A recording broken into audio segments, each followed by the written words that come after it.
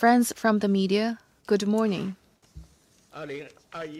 In 2021, faced with complex and challenging international environment and sporadic COVID outbreaks at home, under the strong leadership of the CPC Central Committee with Comrade Xi Jinping at its core, all regions and departments earnestly implemented the decisions and arrangements made by the CPC Central Committee and State Council, adhered to the general working guideline of making progress while maintaining stability, coordinated COVID containment and economic and social development, consolidated the work in maintaining stability on 6 fronts, fully implemented the task of providing safeguards in 6 areas, strengthened macro policies for cross-cyclical adjustment, increased support to the real economy.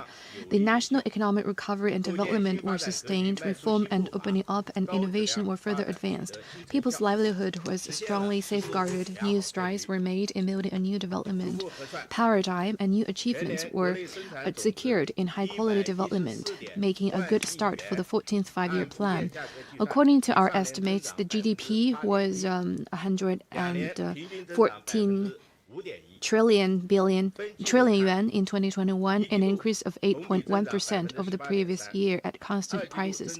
2-year average growth was 5.1%. By quarter, GDP grew by 18.3% for Q1, 7.9% Q2, 4.9% for Q3, and 4% for Q4. By industries, the value added of the primary industry was over 8,000 billion yuan, up by 7.8% of the previous year. Secondary industry, over 45,000 billion yuan, up by 8.2%. Tertiary industry, over 60,000 billion, up by 8.2%. First, the grain output reached another high and production of animal husbandry grew steadily. Total grain output last year was over 682 million tons, an increase of 13.36 million tons, or by 2% over the previous year. The output of summer grain was over 140 million tons, up by 2.2%. Early rice was over 28 million tons, up by 2.7%. Output of autumn grain reached over 508 million tons, up by 1.9%. The output of rice was more than 212 million tons. Wheat, 136 million tons. Corn, more than 272 million tons. Soybean, 16.4 million tons. Total output of pork, beef, mutton, and poultry in 2021 was 88.87 million tons. Of this total, the output of pork was over 52 million tons. Beef, 6.98 million tons. Mutton, 5.14 million tons. Poultry, 23.8 million tons. Milk, 36.83. Eggs, 34 million tons. At the end of 2021, pigs and breeding sows registered in stock were up by 10.5% and 4% respectively over the end of 2020. Second, industrial production experienced sustained development, and high-tech manufacturing and equipment manufacturing registered fast growth. Total value added of industry enterprises above designated size increased by 9.6%, an average 2-year growth of 6.1%. The value added of mining was up by 5.3%, manufacturing up by 9.8%, production and supply of electricity, thermal power, gas, and water up by 11.4%. The value added of high-tech manufacturing and equipment manufacturing went up by 18.2% and 12.9% respectively, all 8.6 percentage points and 3.3 percentage points faster than that of the industrial enterprises above designated size. By products, production of new energy vehicles, industrial robots, integrated circuits, and microcomputer equipment grew by over 145%, 33%, and 22% respectively.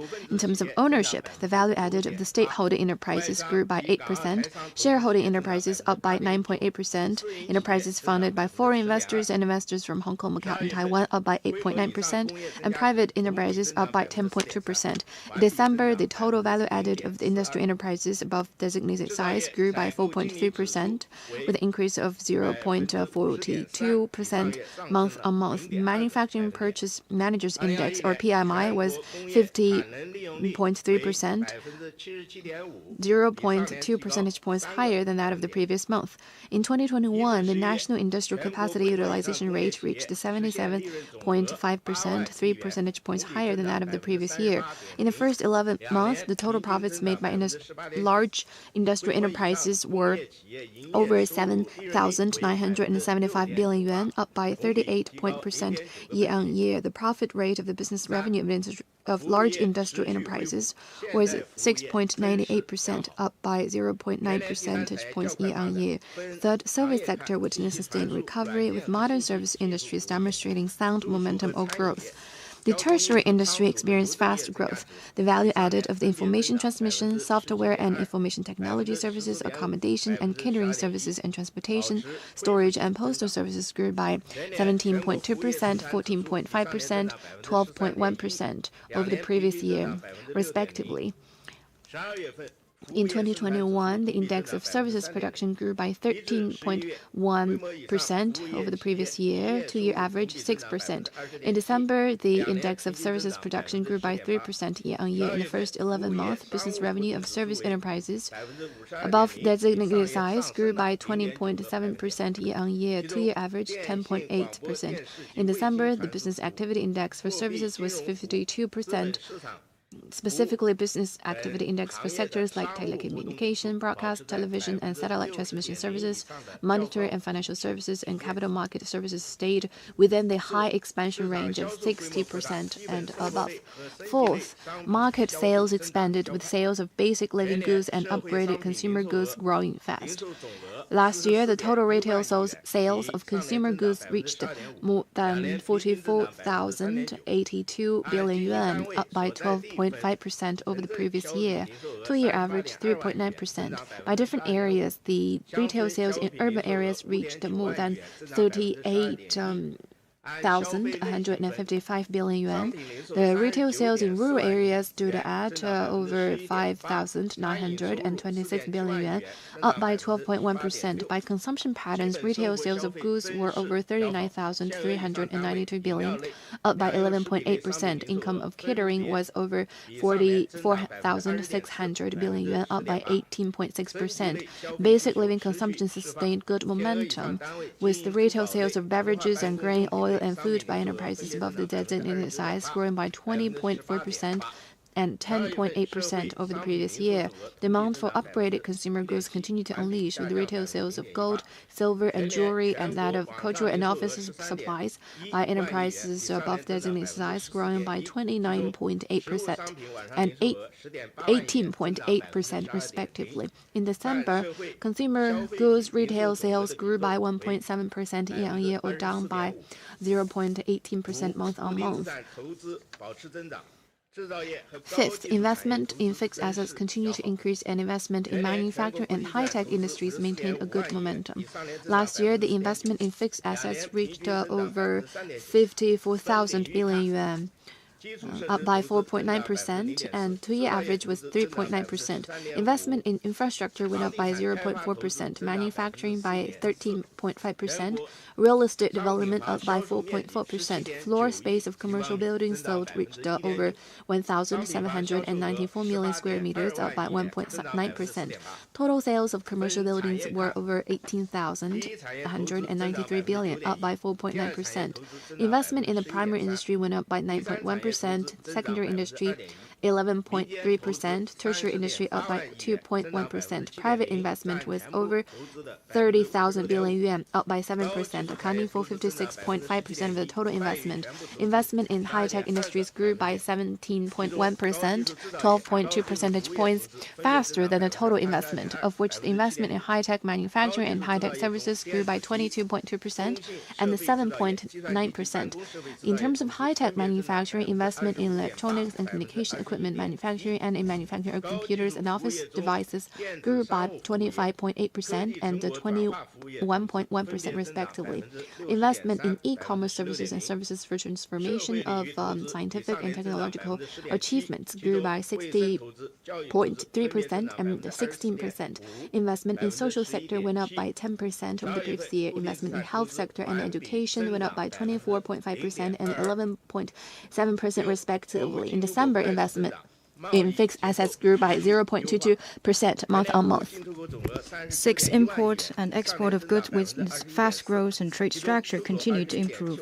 Total value of imports and export of goods was 390 billion yuan, an increase of 21.4% over the previous year. Export was over 21,000 billion yuan, up by 21.2%, and import was over 17,000 billion yuan, up by 21.5%. The trade balance was over 4,000 billion yuan in surplus.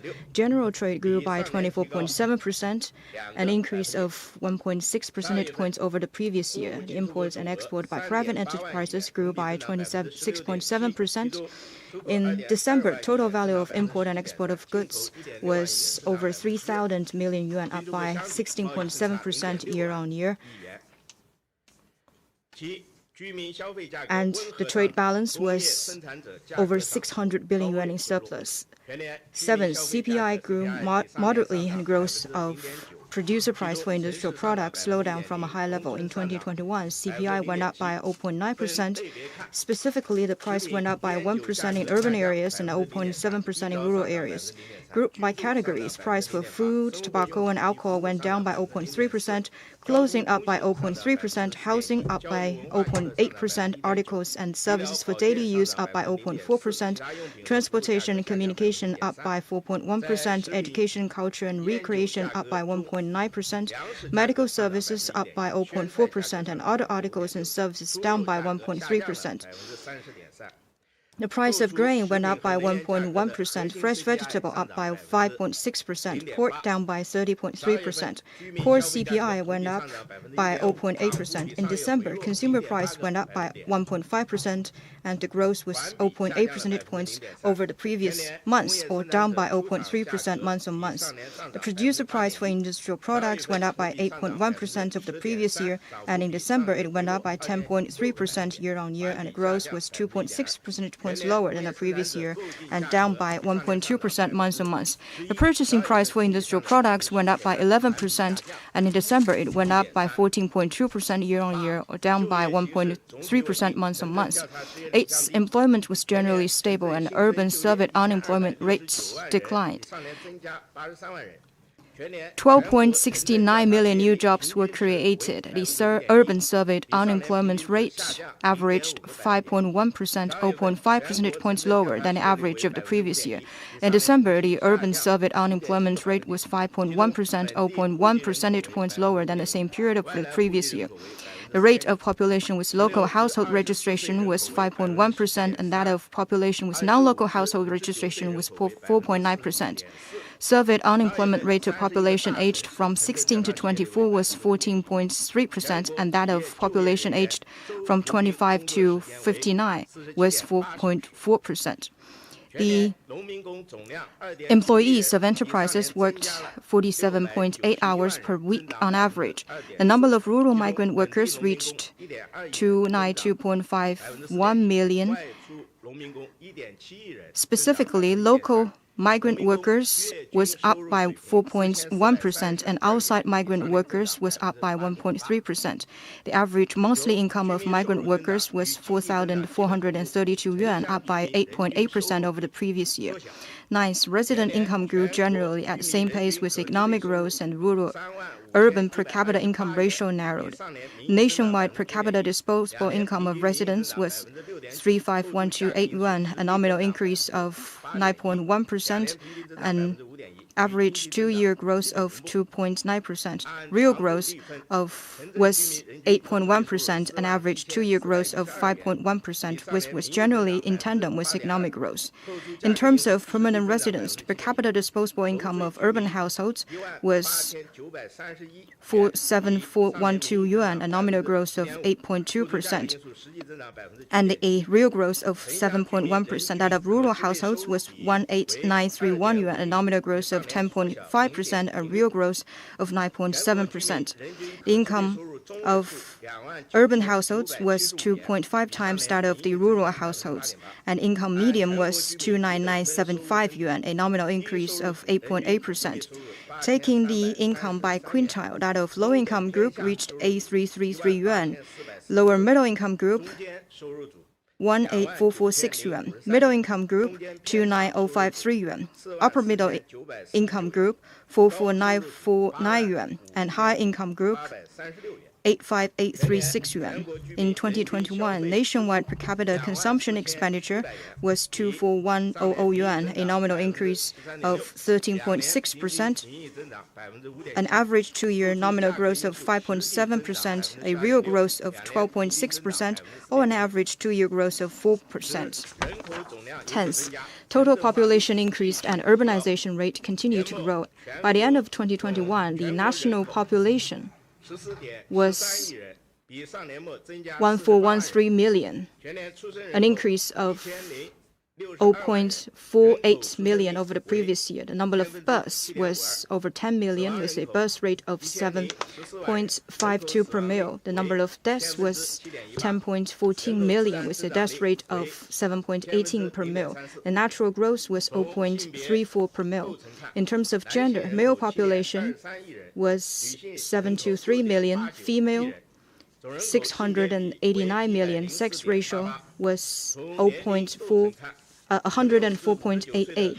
In terms of age, population at a working age from 16 to 59 was 882 million, accounting for 62% of the total. Population aged 60 and above was 267 million, accounting for 18.9% of the total.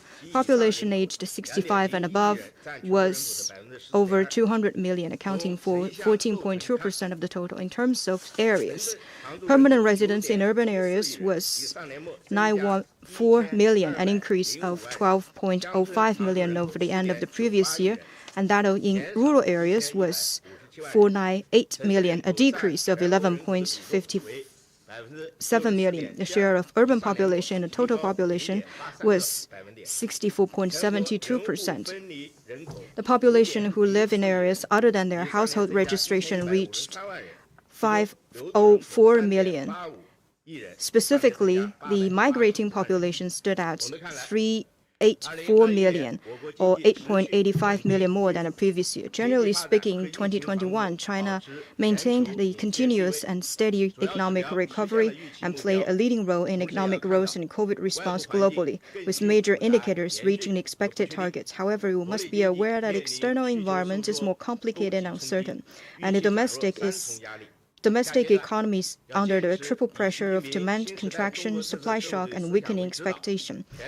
Moving forward, we must follow the Xi Jinping thought on socialism with Chinese characteristics for a new era, implement the decisions of the 19th CPC National Congress and its plenums, and follow through on the spirit of the Central Economic Work Conference, follow the principle of making progress while maintaining stability, fully and faithfully implement the new development philosophy, move faster to foster a new development paradigm, pursue high-quality development, ensure stability and protection on 12 fronts, and stabilize the macroeconomy so as to keep the economy performing with a reasonable range and ensure social stability to prepare for the 20th CPC National Congress. Now the floor is open for questions, and please identify yourself before raising your questions.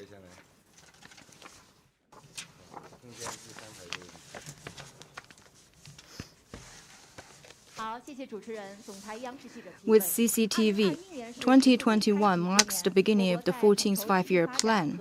China has made remarkable progress in economic development, and the economy has enjoyed generally steady performance.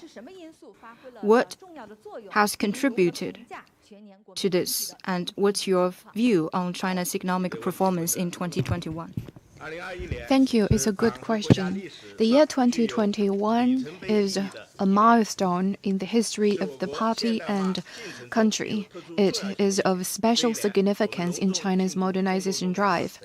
Last year, we commemorated the centenary of the founding of the CPC, achieved the first centenary goal, fully built a moderately prosperous society, made absolute poverty a thing of the past, and started a new journey of fully building a modern socialist country and marching toward the second centenary goal.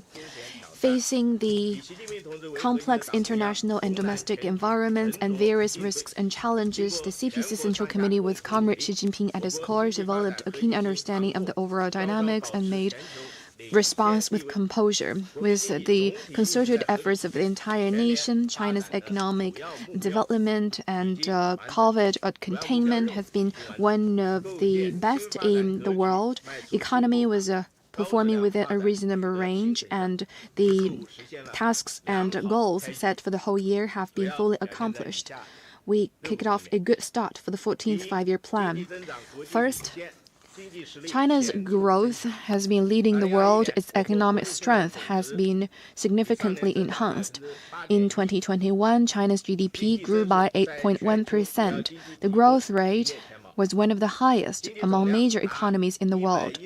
China's economic aggregate crossed the 110 trillion yuan mark, reaching 114.4 trillion. According to annual average exchange rate, it was $17.7 trillion, ranking second in the world.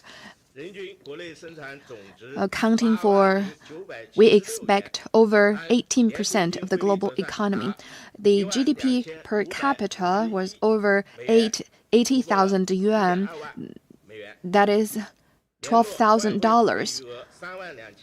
By the end of the year, foreign exchange reserve was 3.25 trillion yuan, ranking first in the world. Second, economy has enjoyed sustained recovery, and we achieved all the main targets and goals.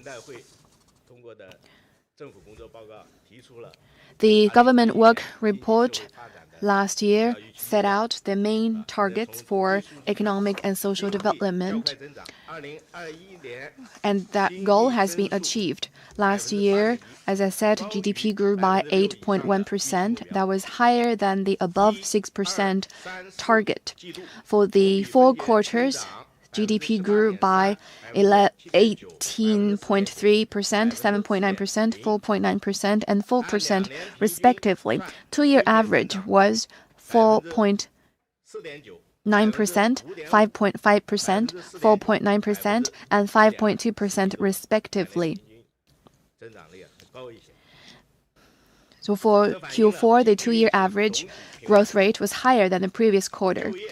The economy enjoyed overall stability. Employment was also stable. Last year, another 12.69 million urban new jobs were created, above the 11 million target. Urban surveyed unemployment rate was 5.1%, lower than the 5.5% target. CPI registered moderate growth. In 2021, it grew by 0.9%, lower than the 3% ceiling. For international payments, it also maintained stability. Last year, the surplus of goods trade expanded by 20.4%. So the quality and quantity of imports and exports both have gone up. Household income grew basically in sync with economic growth.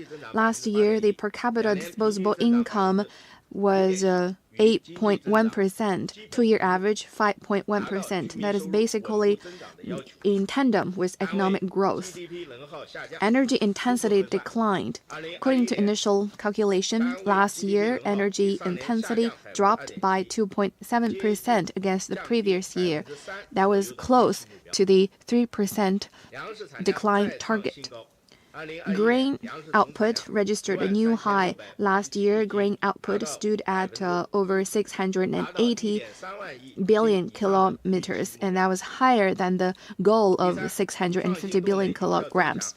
Third, innovation as a driver has been strengthened. Industrial manufacturing registered growth. Last year, total R&D spending grew by 14.2% against the previous year. The growth rate was 4 percentage points higher than the previous year, and sustaining the momentum of double-digit growth since the 13th five-year plan. The R&D spending as a percentage of GDP reached 2.44%, 0.03 percentage points higher than the previous year. Among that, basic research increased. R&D spending increased by 15.6%, accounting for over 6% of total R&D spending. Last year, the value added of all industries increased by 9.6%, higher than GDP growth. For manufacturing, it grew by 9.8%. For large equipment manufacturing industries, it grew by 12.9%. Fourth, foreign investment and foreign trade increased rapidly. We have steadily expanded, opening up. Trade in goods was 39.1 trillion yuan, up by 21.4%. Two-year average 11.3%. The trade volume was $6.05 trillion. China's share in global trade has been steadily growing. General trade as a percentage of total trade was 61.6%. Trade in services continued to recover in the first 11 months.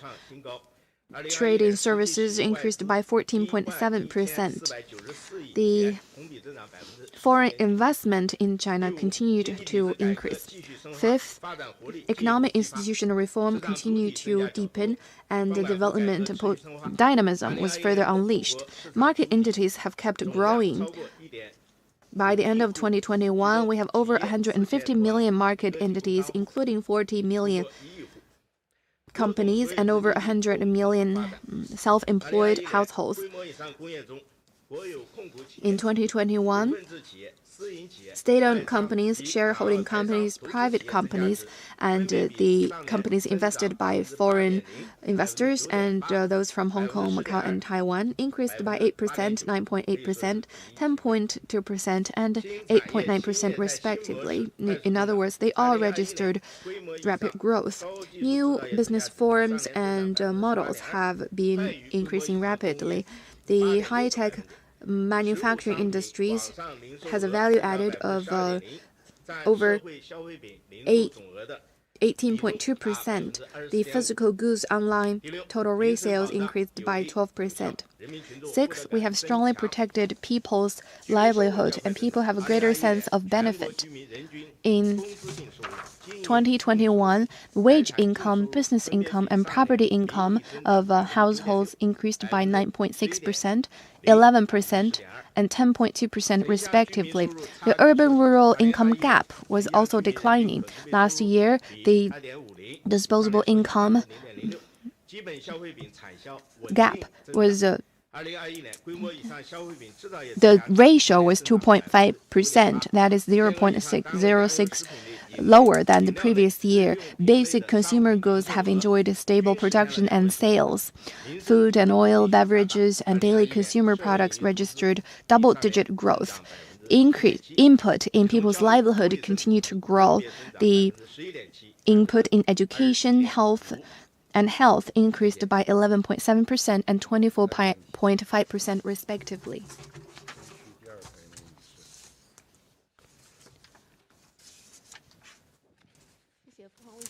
With Phoenix TV, In the fourth quarter and for the whole year, what are the contributions of the investment, consumption, and import and export? What do you think of where are the growth drivers in the face of complex economic environment?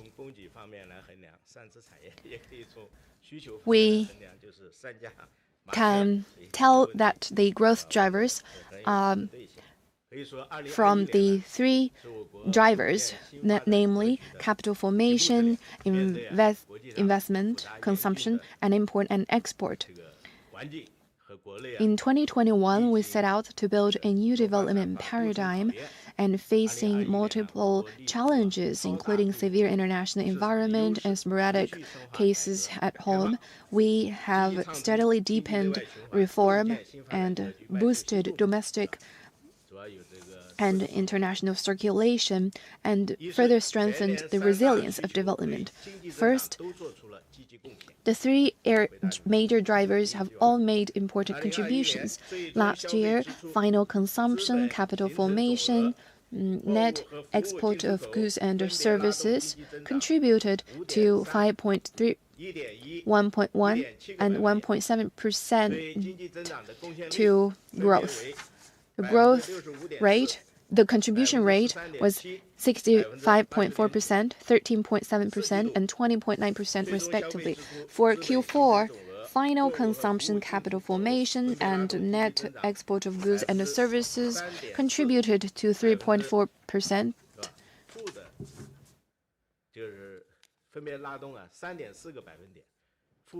Negative 0.5% and 1% to growth, and the contribution rate was 85.3%, negative 11.6%, and 26.4%. In Q4, despite the negative contribution of capital formation to growth, in December, we have seen that fixed asset investment has turned around from negative to positive.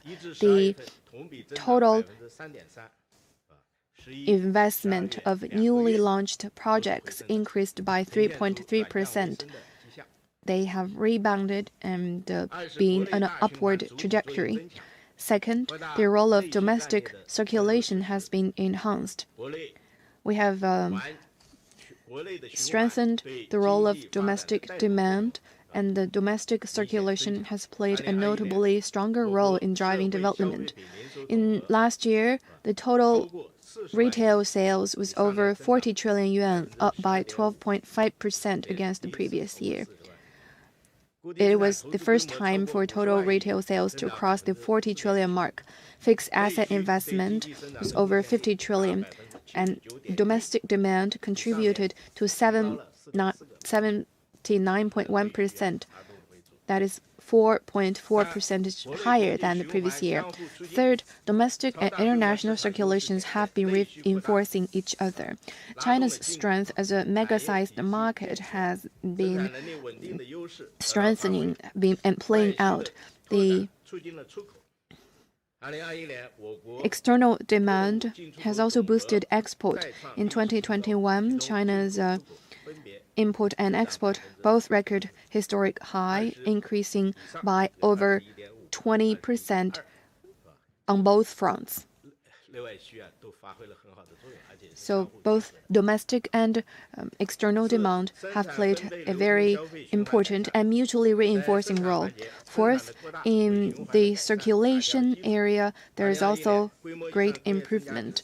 The value added of large industries increased by 9.6%, and over 95.1% of the industries have registered growth among the 41 categories of industry.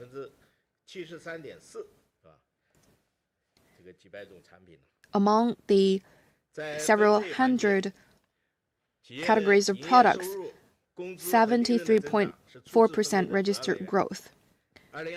In terms of distribution, in the first 11 months, the business revenue of all the 41 business categories registered positive growth. For the 33 sectors, the over 80% of them registered growth. General public budget income increased by 12.8%. In terms of distribution and logistics, the smooth logistics have contributed to economic recovery and trade. Total social transportation volume and port throughput increased by 12.4% and 6.8%.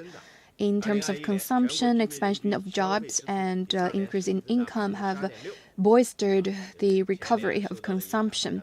Last year, the per capita consumption increased by 12.6%, two-year average 4%. In face of the complex environment, the sound fundamentals sustaining long-term growth have remained unchanged. China's strength as a mega-sized market have not remained unchanged. The growth drivers will continue to play out. We have drivers coming from domestic and external demand, from capital, from investment and consumption, from reform, and from innovation. We'll have the confidence and ability to sustain sound development in the long run.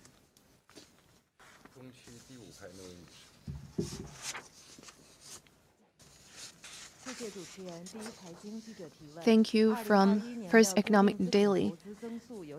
In 2021, the fixed asset investment registered low growth. In 2022, with the launching of new major projects, will that recover?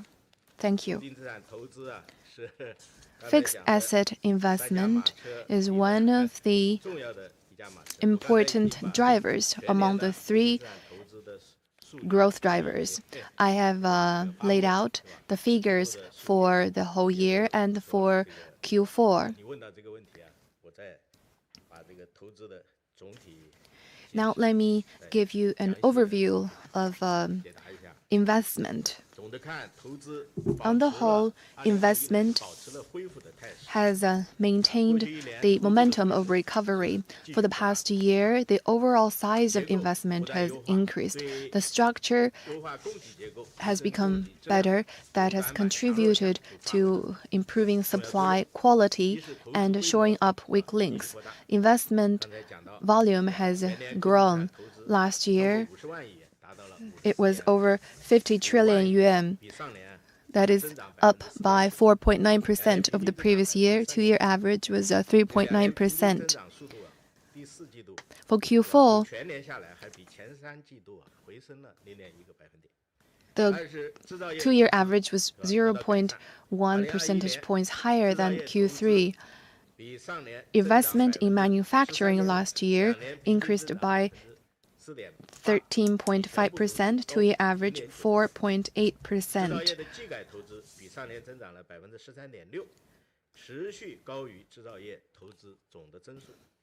For technology upgrading, the investment is also higher.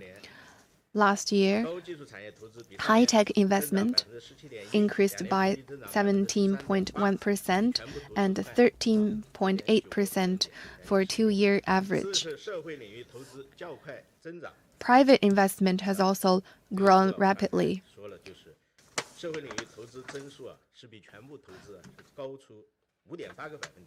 It was 5.8 percentage points higher than total investment. Looking ahead, we are positive about the trajectory.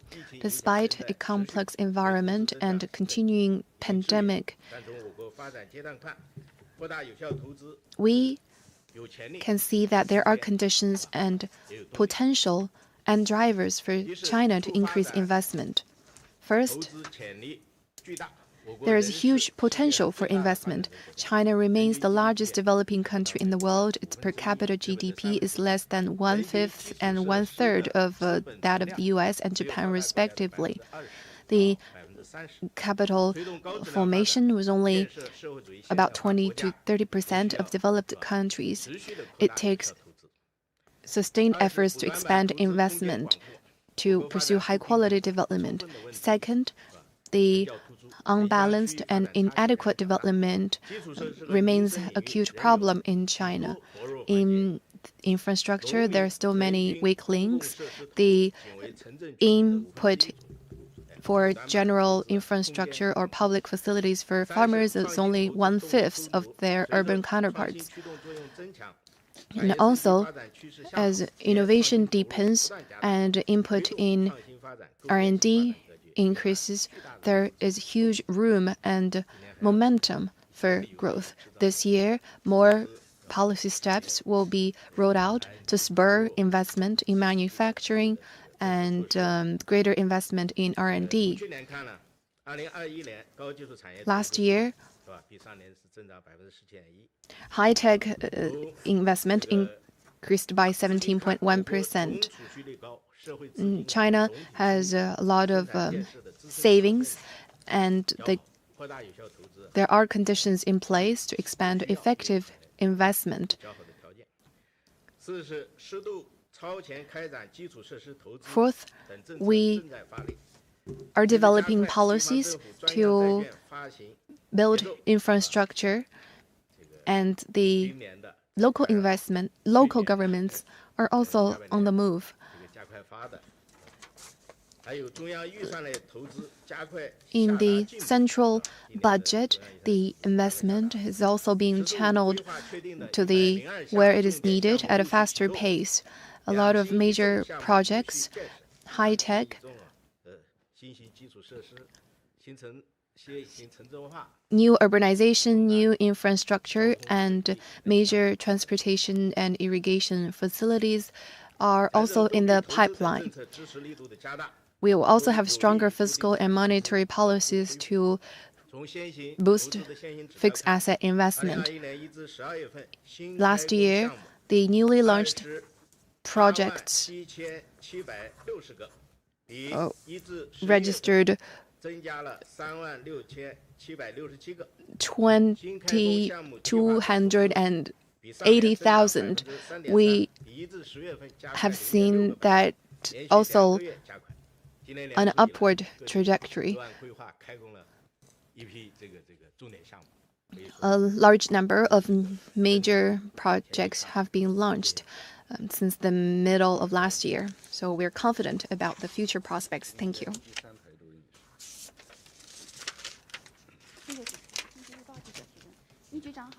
Thank you. In 2021, China's GDP has surpassed 110 trillion.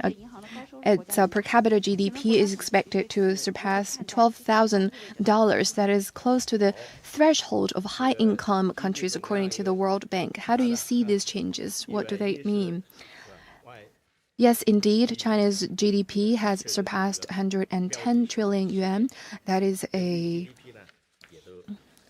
very important hallmark, a mark.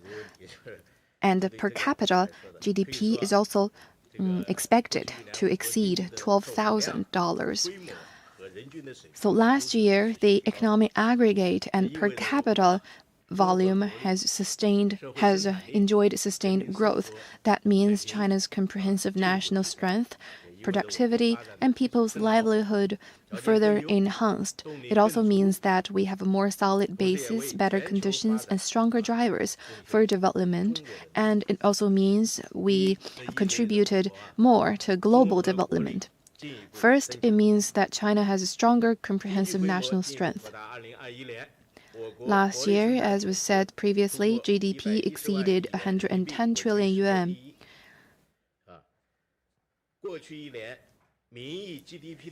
For the past year,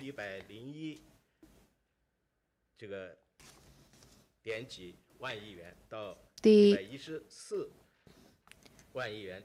nominal GDP was over 13 trillion yuan. and the increment of GDP was over $2 trillion, and that is equivalent to the total GDP of a fairly big economy in the world, like that of Italy. If we take in exchange rate factors, that is actually over $2 trillion.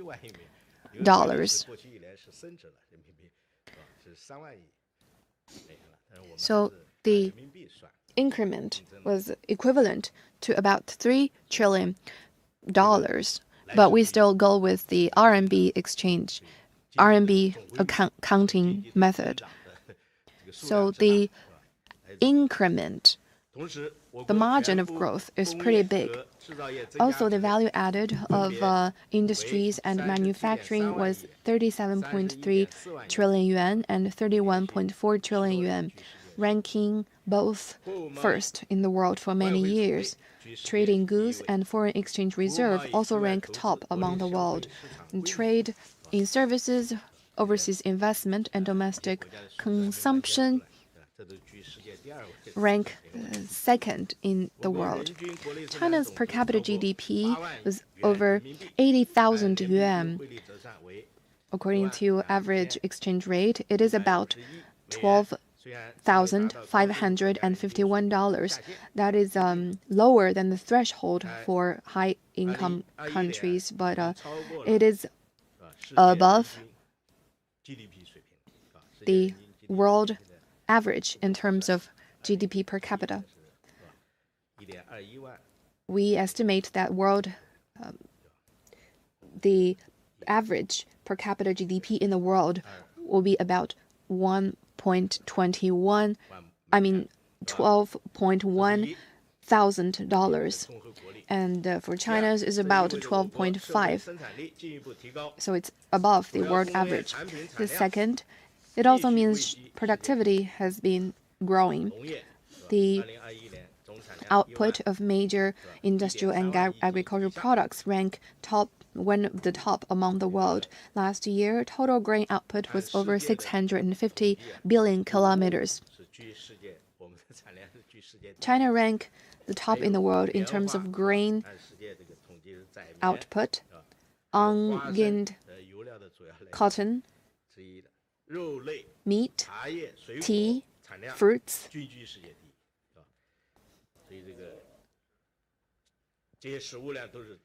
So in terms of that, we all rank top in the world.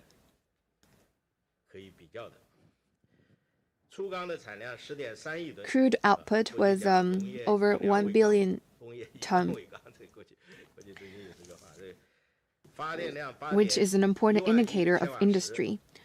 Power generation, 8.1 trillion kilowatt hour. Fertilizer, more than 54 million tons. Cloth, more than 39 billion. Automobile production, more than 26 million. Microcomputers, over 470 million, and cell phones, more than 1.66 billion, all ranking first in the world. Among all the 220 industrial products, China ranked top, among the top in the world. Now, R&D professionals registered over 5 million. By the end of 2021, the effective patent number was 3.597 million. That is 7.5 articles of patent per 10,000 people. Third, it also means that people's livelihood has been growing. Last year, more than 12 million urban new jobs were created, and household income registered fairly rapid growth. Last year, per capita disposable income was over 35,000.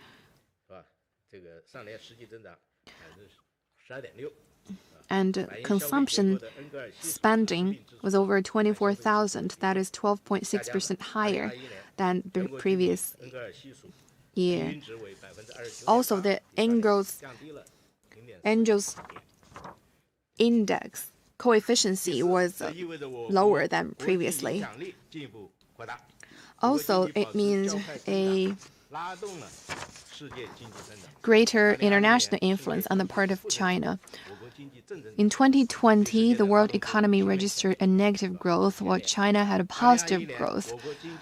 So obviously, China played a very important role in driving global growth.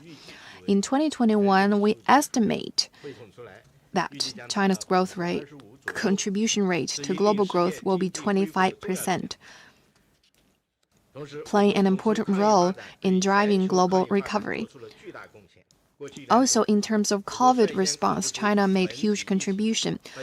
In 2020, China was among the first to contain epidemic at home, and we have worked to prevent case import and domestic rebound, and ensured the health of 1.4 billion people.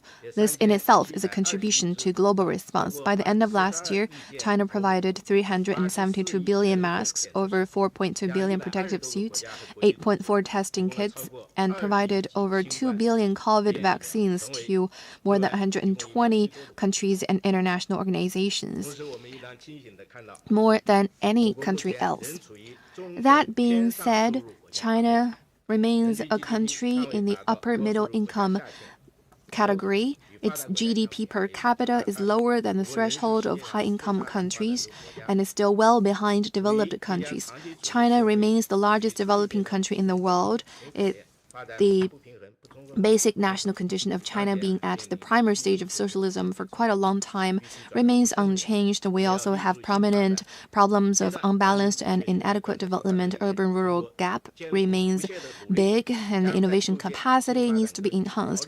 We'll continue to grind out efforts to fully and faithfully implement the new development philosophy and work hard to pursue high-quality development to enhance China's overall national strength, productivity, and people's living standards. Thank you.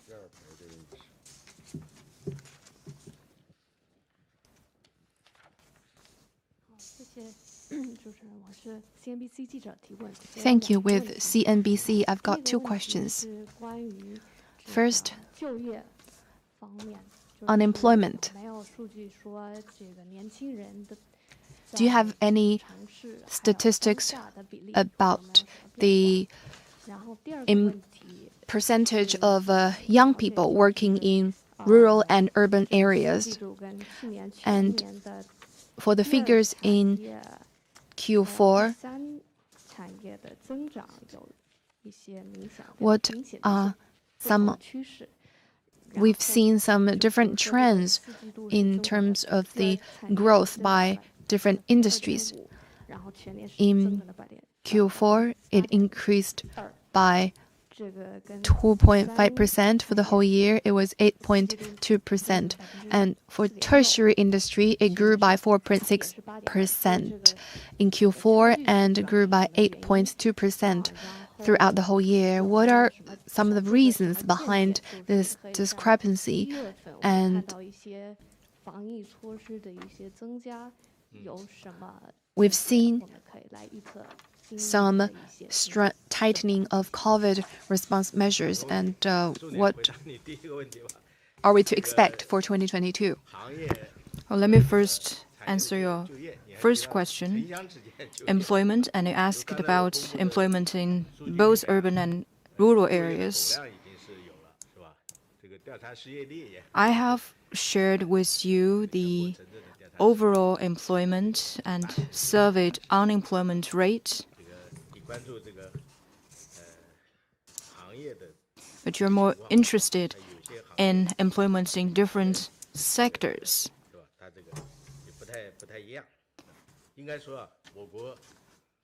Well, the increase in jobs and stable unemployment rate has met the set targets, or the unemployment rate is lower than the set target, and they can break down to the following reasons. First, the continuous economic recovery has helped to create more jobs, and this has laid a foundation for good employment. In 2021, China's GDP grew by 8.1% in Q3. It grew by 4% year on year, but on the basis of two-year average,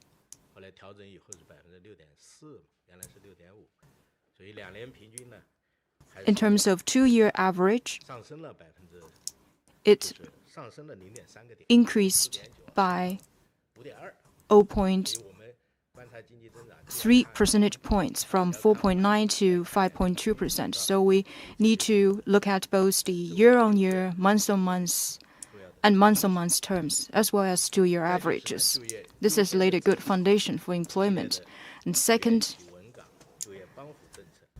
supporting policies has provided help to key groups, including college graduates, rural migrant workers, and etc. And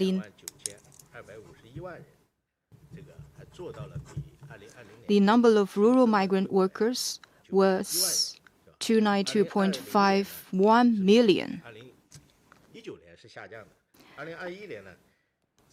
more than that of 2020, while in 2020 the number was smaller than 2019. So since the second half of last year, the surveyed unemployment rate for these rural migrant workers can stay below 5%. And third,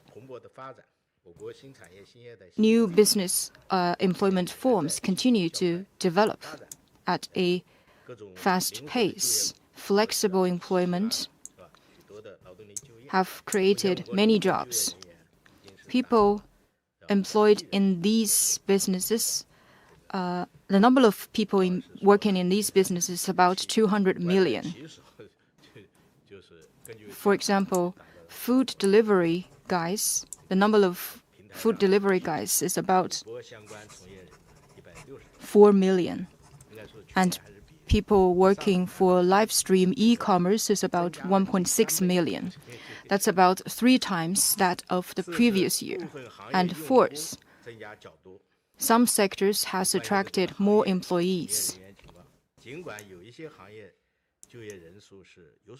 Despite the decreasing number of jobs in certain sectors, for example, some service sector or manufacturing or construction sector, more sectors have created a greater number of jobs, and this has supported basically stable overall employment.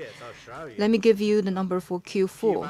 From November to December, the number of people working in retail sales increased by 1.8 million, transportation up by 410,000, business service up by 380,000. This has offset the decreasing jobs in some other sectors. And fifth,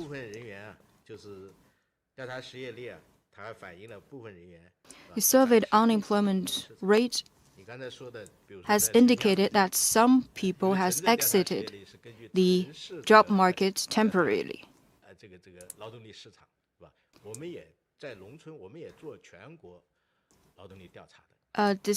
In addition to urban areas, we also have nationwide surveyed unemployment rate.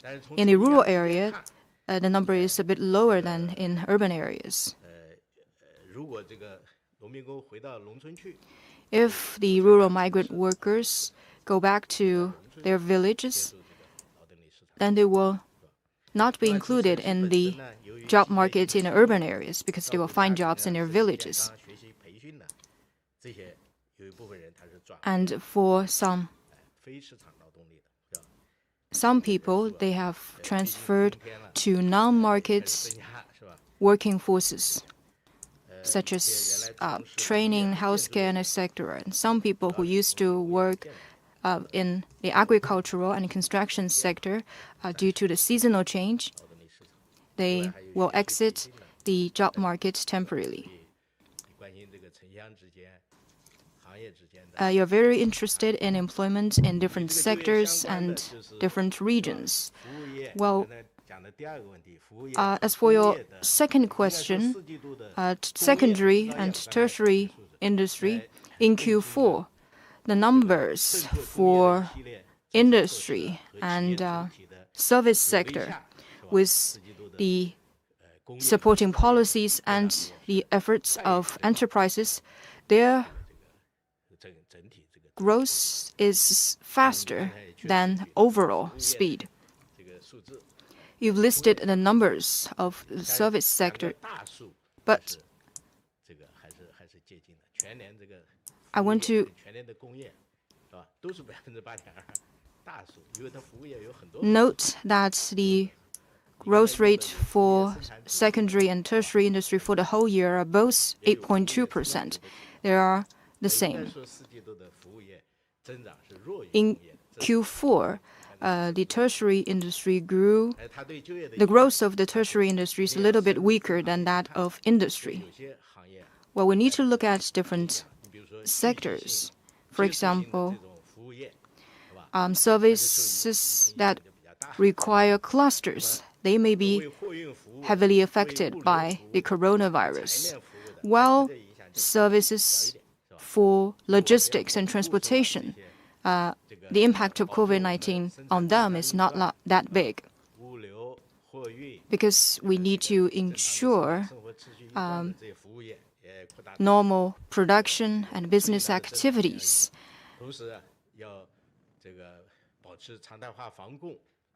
Alongside regularized and targeted COVID response measures. Our aim is to ensure a good environment for economic and social development. As for Q1 figures of this year, they will not be released until, let's say, about April. So, based on the current condition, we need to ensure reasonable growth of the economy and stable employment. Next question, please. With Reuters, what's your view of China's economic performance in 2022? What are the downward pressures and risks that the economy will face this year?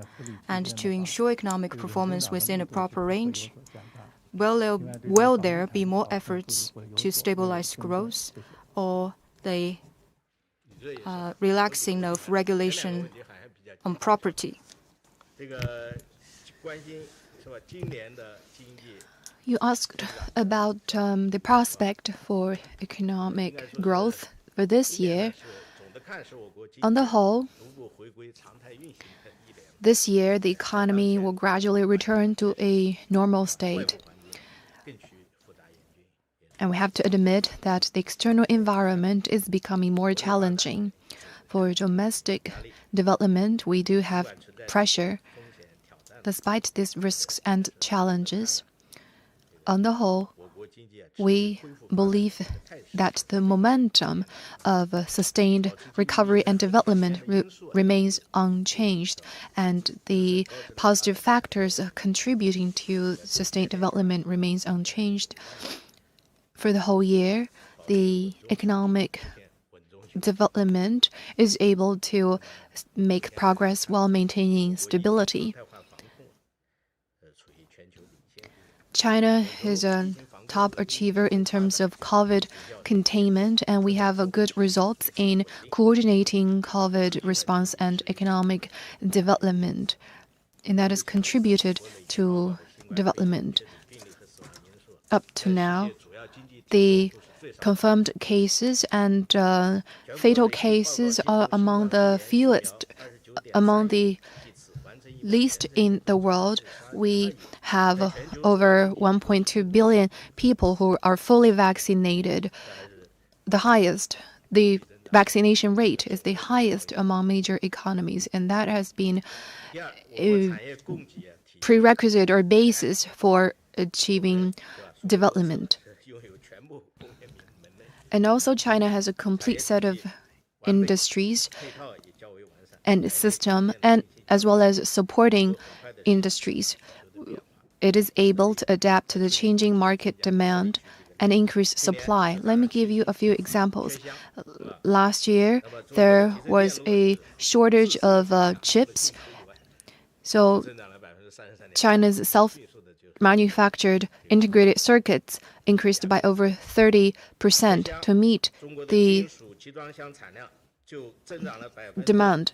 And also there was a lack of containers. And so as a result, the manufacturing of containers more than doubled, which has helped to ease the tension in supply and demand.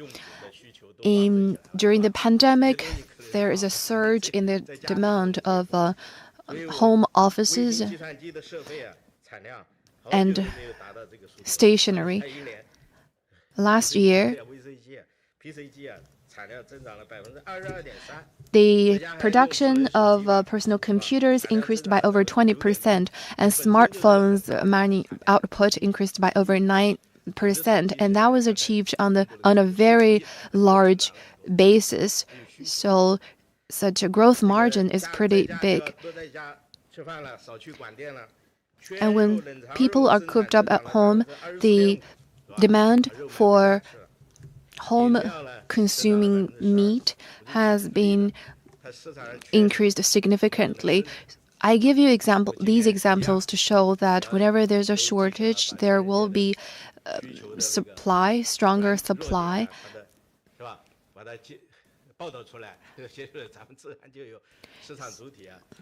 The market entities are very sensitive to market demand, and that has created more jobs and boosted people's income.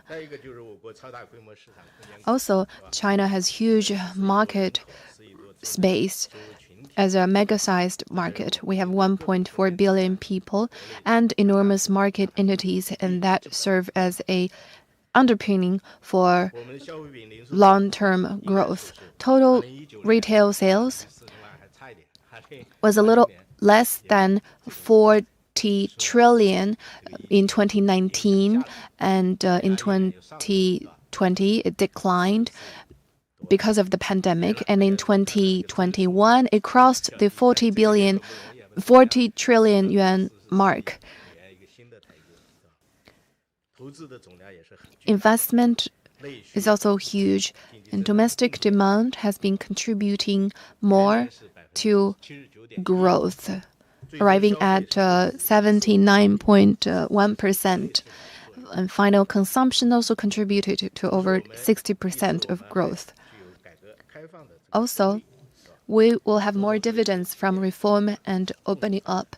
The companies of different ownerships are growing simultaneously, and the growth of market entities has been double-digit growth. Import and export both increased by a large margin, and China is a major trading partner of over 120 countries in the world. That is the major trading partner of the large majority of all countries in the world. We also have signed Belt and Road cooperation documents with many countries.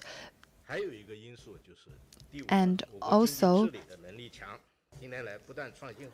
China's economic governance is also becoming stronger. In recent years, we've developed new tools of macro regulation, including cross-cyclical regulation. So since 2020, in the face of the pandemic, rarely seen in a century, we have maintained composure and refrained from massive stimulus to flood the economy. We have developed targeted policy tools to boost the economy. China's inflation, government debt are both at a low level, and there is room for monetary policies. We have ample tools for macro regulation. As for the quarterly growth last year for the 4 quarters, I already give you the figure of year-on-year growth and 2-year average growth. Let's see the quarter-on-quarter growth now. For last year Q1, it was 0.3%, a little bigger than the Q4 in 2020. And Q2, 1.3, Q3, 0.7, and Q4, 1.6. That is, the economy has been expanding quarter by quarter.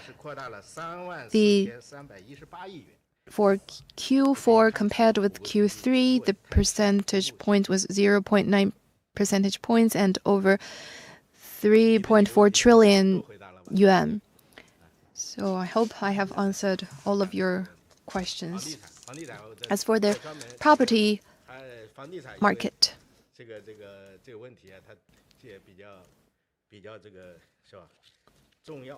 it is a very important sector.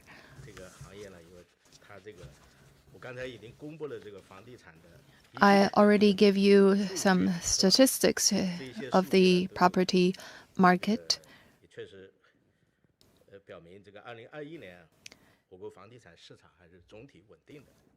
On the whole, property market has been stable last year, and we have pursued the approach of preventing speculation and worked to stabilize prices and expectations to forestall risks. First, the sales of houses has been stable and the sales volume increased. Last year, the total floor space was over 1.7 billion square meters. The sales volume was over 1.8 billion, and investment in the real estate also went up. It was more than 14 trillion yuan, and investment in residential housing was 2 percentage points higher than the overall property investment. Third, the prices in property market was generally stable. Among the 70 surveyed cities, the prices increased by 4.4%, 2.8%, and 0.9% for first-tier, second-tier, and third-tier cities respectively. Also, social housing or low-income housing have been steadily ramped up. Last year, a large number of subsidized housing have been constructed. For this year, from our perspective at the National Bureau of Statistics, we see stable and healthy development. The demand for property market will continue to be unleashed, and the urbanization rate continues to grow, and China is still amid the process of urbanization. By the end of last year, the urbanization population was over 12 million. So as people move to cities, they will need housing. And for migrants, we have over 300 million. That is over 8 million. That is 8 million more than last year. The number of people who live in places other than their household registration place is also growing. People's needs for housing will continue to be met, and there are also a host of monetary policies to extend support. The supply in property market is also improving. With steady regulation, there will be more sound development of property companies, and they're more efficient and more healthy. They will have more healthy development. Last year, if you look at the figures, property market in Q4 registered a decline, but for the whole year, it still had a positive growth. Its contribution rate to GDP was more than 14%. We'll also develop the renting market and promote more healthy development of the sector. More subsidized housing will be built. So through a whole host of policy measures, we will be able to ensure better supply. Last year, in the first 11 months, more than 860,000 units of subsidized housing have launched construction. And we'll also have a tailored approach in different regions. We'll stabilize properties prices, land prices, and expectations to pursue sound and steady development of the market.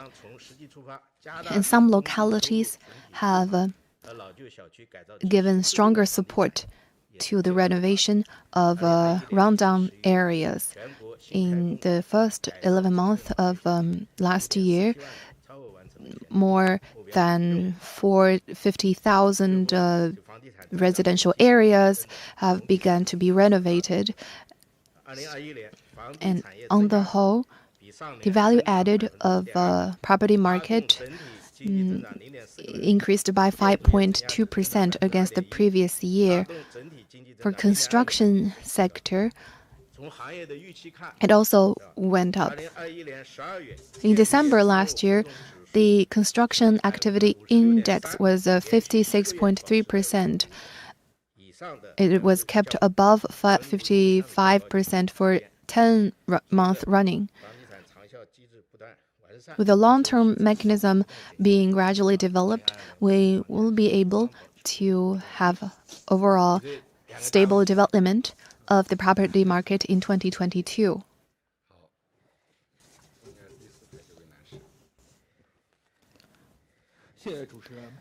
Thank you. With the paper, in 2021, the new birth registered a new low. Has China's population inflection point come? What policies will be rolled out to support the third child policy?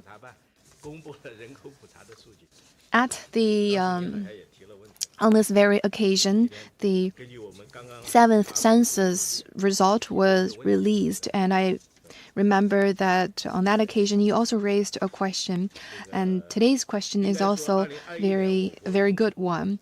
In 2021, China's population maintained overall growth. By the end of last year, we had 1.413 billion people. Last year, the birth was 10.62 million.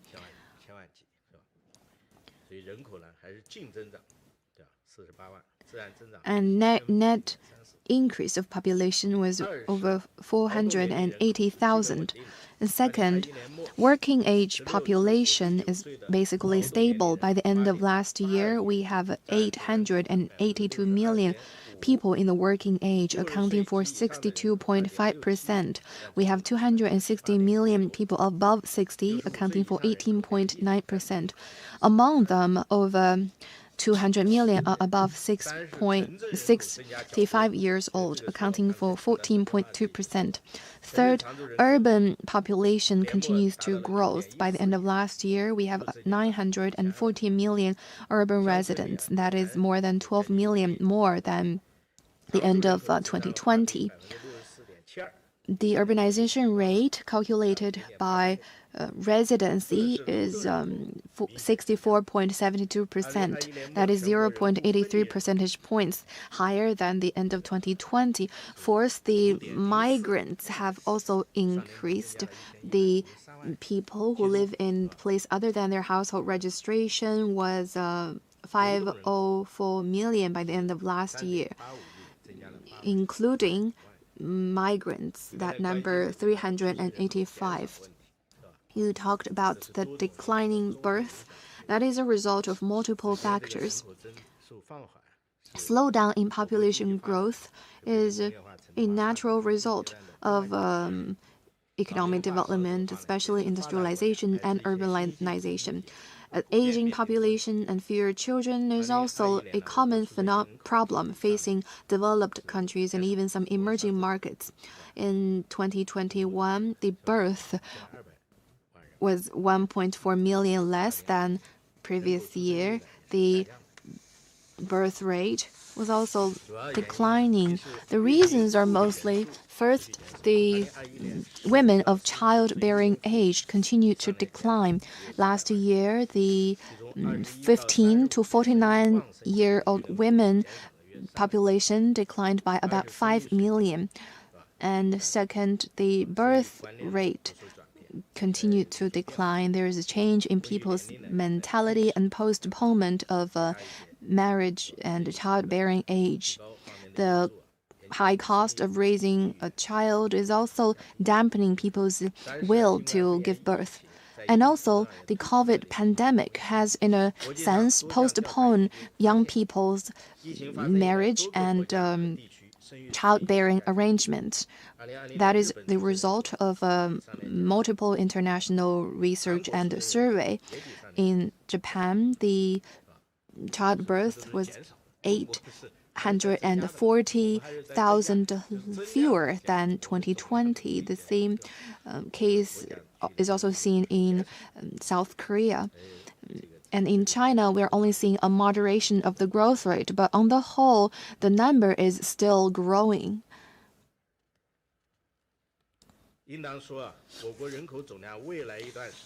For some time, China's population will continue to be kept at above 1.4 billion. First, we have a large aggregate of women of childbearing age. Now we have over 300 million women of childbearing age. Each year we will have more than 10 million births, and the total population will be kept above a certain level. And the third child policies will continue to be unleashed. According to the 7th National Census, the population of 0 to 14-year-olds increased by more than 30 million against 2010. And one important reason behind that is the relaxation of family planning policies. The proportion of a second child in new birth increased from 30% in 2013 to 43% in 2021.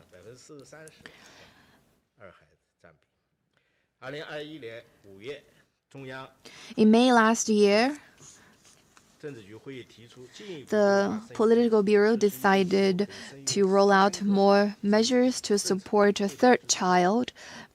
And supporting policies have been steadily rolled out among different localities, and we believe that these policies will play a role. Third, the life expectancy is also increasing. With better health facilities and services, people's life expectancy has been growing, and death population has been fewer than new birth. And also, the postponed childbirth because of the pandemic will continue to be unleashed in the future. This will play a positive role in maintaining stability of population. So now we will have 3 more questions.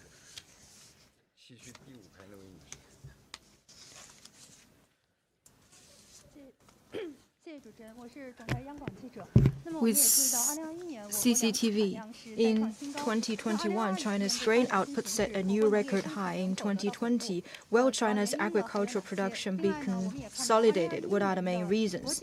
In 2021, international food price soared, and it has posed inflation pressure for many countries. How did it affect China's food security, and can we ensure food supply? Well, agriculture is the foundation of every sector, and food is the basic necessity of the people. In 2021, China's grain output set a record high.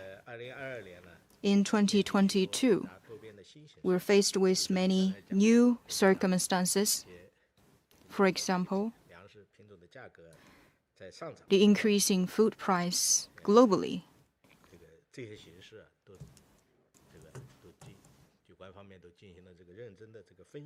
And the new developments have been assessed carefully, and the CPC Central Committee and the State Council has laid out clear policies. As long as we prioritize agriculture, rural areas, and farmers, and keep the food bowl within our own hands, we will be able to ensure safe and secure food supply. In 2021, China's food and agriculture production has enjoyed a good situation. First, it is because summer grain, early season rice, and autumn grain all had more output. The output was 291.9 billion, 56 billion, and 1017.8 billion jin, more 6.2 billion, 1.4 billion, and 19.1 billion more than the previous year.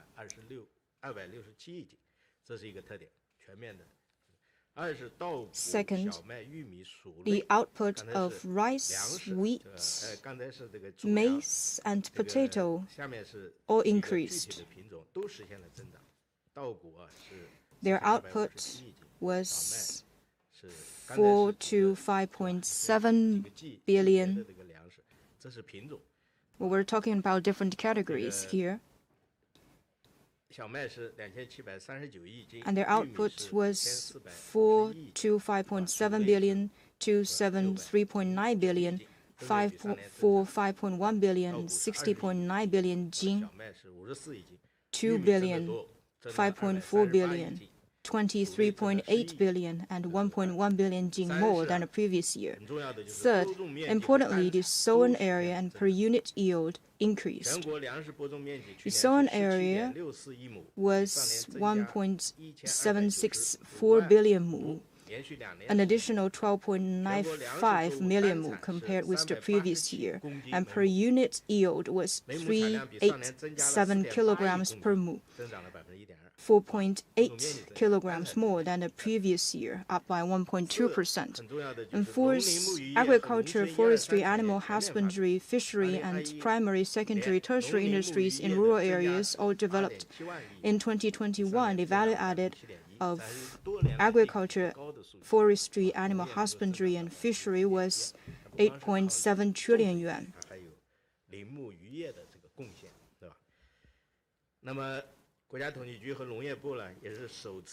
The National Bureau of Statistics and Ministry of Agriculture has released for the first time the value added of agriculture and relevant industries in 2020, which was 16.69 trillion yuan, accounting for 16.47% of total GDP.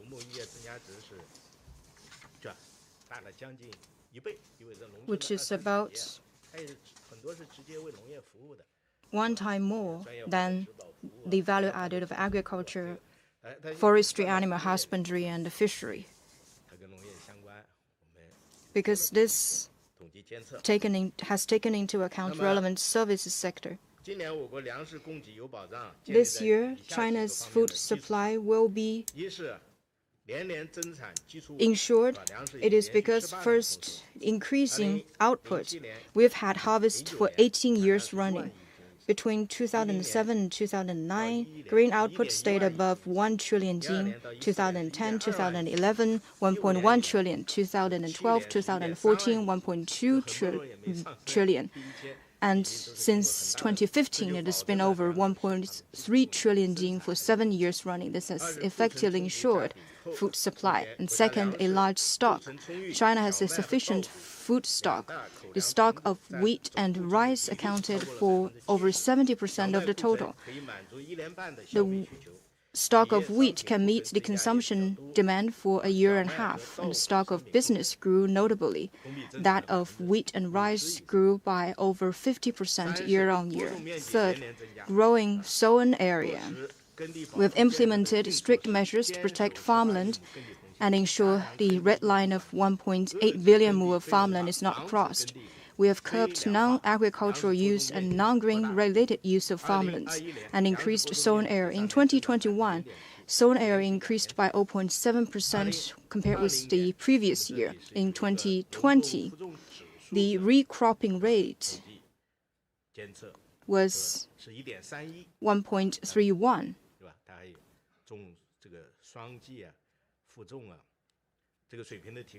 With the increasing of recropping rate,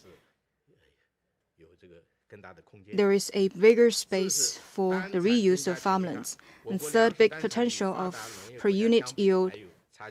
Although there is still a long way to go compared with developed countries, but with technology advances, there is still a potential for us to increase per unit yield. According to a survey in 2019, farmlands with lower middle output accounted for over 2/3 of the total. By implementing food cropping strategy through farmland management and technological application, there is still a big potential for us to increase per unit yield. And fifth, the guarantee of policy mechanisms. The Central Rural Work Conference has stressed the importance of party and government accountability in major producing areas, consumption areas, and balancing areas. They all need to ensure sown area and output. With more policies delivered, greater support will be given to agricultural production, and it will help to boost the enthusiasm of farmers. While the international market is interconnected, the pricing changes internationally will affect our market through imported inflation, and natural disasters will affect the output and price internationally. But the key is that we need to run our own affairs well and keep the football within our own hands to ensure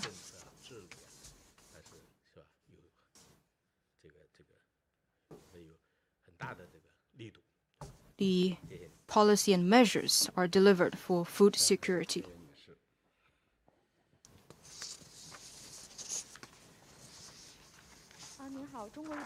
With China Daily, what are the new progress for China's high-quality development? And this year, what will be prioritized in promoting high-quality development? How will handle the relationship of stabilizing macroeconomic performance and promoting high-quality development? Well, high-quality development is a theme for the 14th Five-Year Plan. Over the past year, localities and departments have implemented a new development philosophy. While promoting steady economic recovery, we have focused on deepening reform, expanding openness, and promoting innovation. We have focused the transformation of quality, efficiency, and driving forces and made new progress in high-quality development. First, innovation-driven development yielded new fruits. High-tech industries grew rapidly in 2021. Pharmaceutical manufacturing, aerospace vehicles and equipment manufacturing, telecommunication manufacturing, computer and office appliance manufacturing saw their value added grew by 24.7, 17, 18.3, and 18% respectively.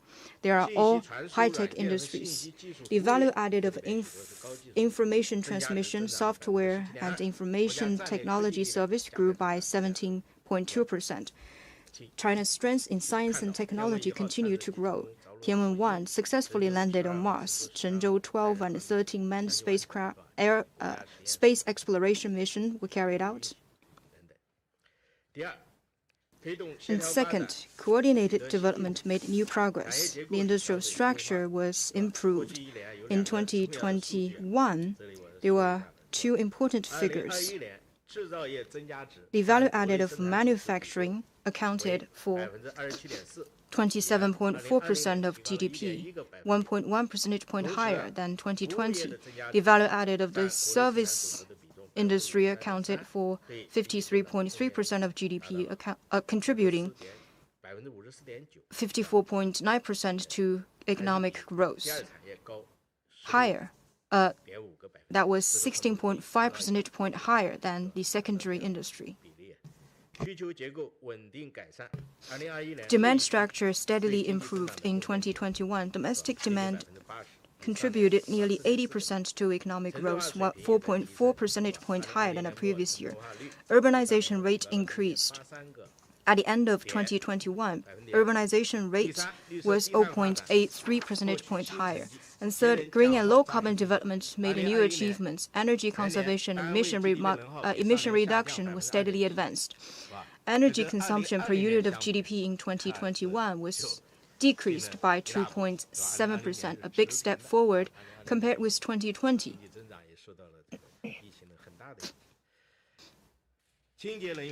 Clean energy consumption developed rapidly. In 2021, the consumption of natural gas, hydropower, nuclear power, wind power, and solar power saw their share accounting for 25%, up by 0.1 percentage points. Output of green products grew rapidly. In 2021, the production of new energy vehicles and solar batteries saw their output grew by 145.6 and 42.1% respectively, which are very impressive. Air quality continued to improve. And fourth, openness-driven development made new breakthroughs. Trading goods was over $6 trillion for the first time, a new record, a 30% growth in dollars, and the fastest speed since 2011. Paid-in foreign investment was over 1.1 trillion yuan. Our trade volume with Belt and Road countries was 11.6 trillion yuan. China-Europe Railway Express completed 15,000 services, up by 22%.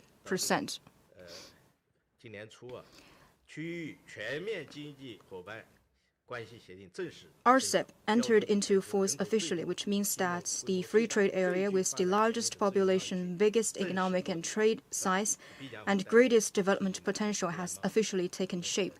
It will bring more favorable conditions for mutual investment and international trade. And fifth, shared development made new progress. Urban and rural income continued to increase. Urban and rural income increased by 7.1 and 9.7% respectively, and more input was channeled to better people's lives in the first 11 months. In general public expenditure for housing, education, social insurance, and employment increased by 7.4, 5.1, and 4.9%. China's economy has transitioned from high-speed growth to high-quality development. High-quality development is a theme for China's economic and social development in the 14th five-year plan period.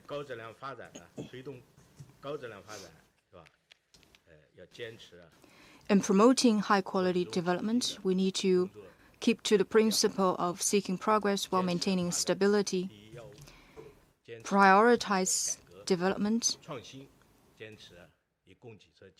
uphold reform and innovation, focus on supply-side structural reform, and uphold steady development to ensure that economic performance will stay within a proper range and a stable macroeconomy. In this way,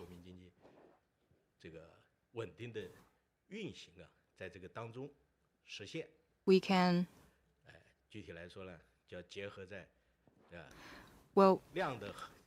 in this way, we can achieve the reasonable growth in quantity and steady improvement of quality of China's economy and ensure sustained economic development. Thank you. Last question, please.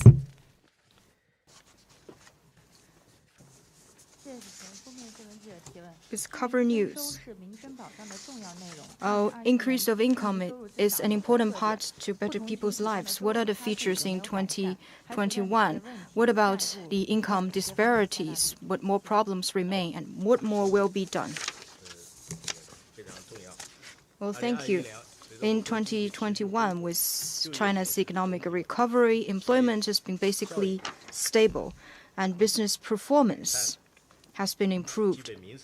Solid support has been given to better people's lives. All these have contributed to the recovery growth of income and the narrowing of income disparity, which can be shown from the following. First, income growth was basically in tandem with the economic growth. In 2021, per capita disposable income was 35.128 thousand yuan, a nominal growth of 9.1% and real growth of 8.1%, which was basically in tandem with economic growth, and as well as the two-year average growth. And second, all kinds of income increased. With the deepening reform of government functions and greater support to businesses, net per capita operating income grew the fastest, a nominal increase of 11%.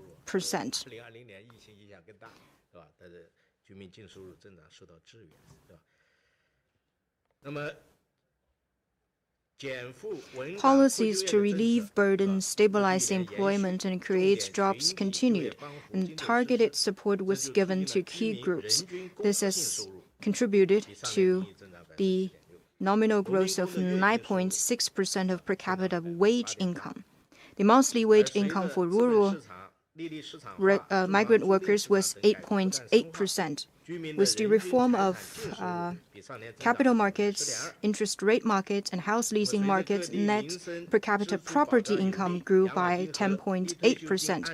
Solid efforts were made to better people's lives. Old age and retirement pension was paid in full and in time, and temporary assistance scaled up. This has contributed to the nominal growth of 5.8% of net per capita transfer income. And third, the urban-rural gap continued to be narrowed. With the deepening of rural revitalization, the income growth of rural residents was faster than that of urban residents. In 2021, the income growth of rural residents were 10.5% and 9.7% respectively, over 2 percentage points higher than that of urban residents. And urban income was 2.5 times that of rural income, 0.06 smaller than the previous year. And third, the income of central and western areas grew rapidly. With strategy to coordinate regional development and key regional strategies, the income of residents in central and western areas grew faster than the national average, which were 9.2% for the central area and 9.4% for the western area. That's 0.1 and 0.3 percentage points higher than the average. Fourth, the growth of lower middle income group grew faster than the average. Taking income by quintile, the 40% of households with the lowest disposable income saw their income grew by 9.8%. The income of 20% of middle income group grew by 10.7%. and that were 0.7 and 1.6 percentage points faster than the national average. And these figures can show us how the income go.